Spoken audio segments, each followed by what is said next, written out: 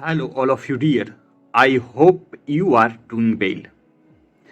Today, learning and lesson.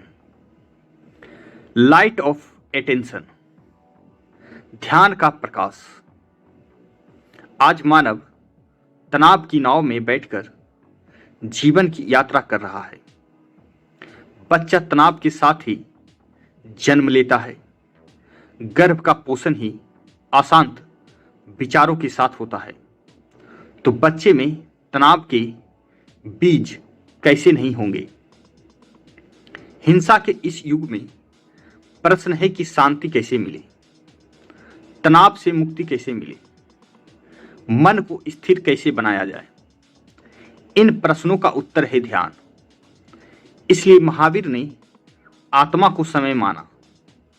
उन्होंने ऐसा इसलिए माना कि जिस दिन आप अपने शांत एवं संतुलित हो जाएं, कि वर्तमान आपकी पकड़ में आ जाए, तो समझना चाहिए कि आप ध्यान में प्रवेश के लिए सक्षम हो गए हैं.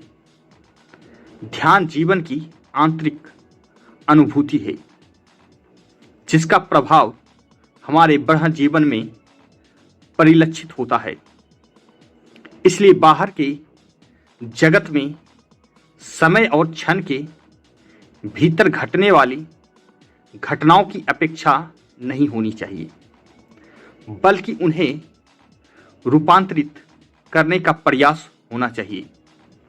जीवन ध्यान से प्रेरित होना चाहिए और उसमें नव प्राणों का संचार जरूरी है. जीवन को सार्थक बनाने के लिए मनुष्य को स्वयं ही प्रयत्न करना होता है, क्योंकि जीवन कोई लकड़ी नहीं है जिसे आकार देने के लिए बढ़ई की जरूरत है. जीवन कोई पत्थर भी नहीं है जिसे गढ़ने के लिए कारीगर की अपेक्षा हो. जीवन कागज भी नहीं है जिसे सजाने के लिए चित्रकार की आवश्यकता हो. जीवन प्राणवान है, जीवंत है, चैतन्य है. लकड़ी, पत्थर और कागज की तरह जड़ नहीं है. उसका निर्माण स्वयं मनुष्य को करना है. इसके लिए सत्पुरुषों का मार्गदर्शन एवं ध्यान का सहारा कारगर है. मन को एकाग्र और दुख मुक्त कर हम अपने मस्तिष्क की अधिकतम क्षमता का उपयोग कर सकते हैं. इस अवस्था में हम अपने भीतर की यात्रा आरंभ करते हैं. हमारे मन मस्तिष्क से निकलने वाली तरंगें व्यवस्थित होने लगती है और सोई हुई शक्तियां जागने लगती है.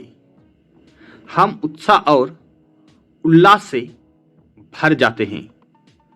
Thank you for watching. Let's like, subscribe and share.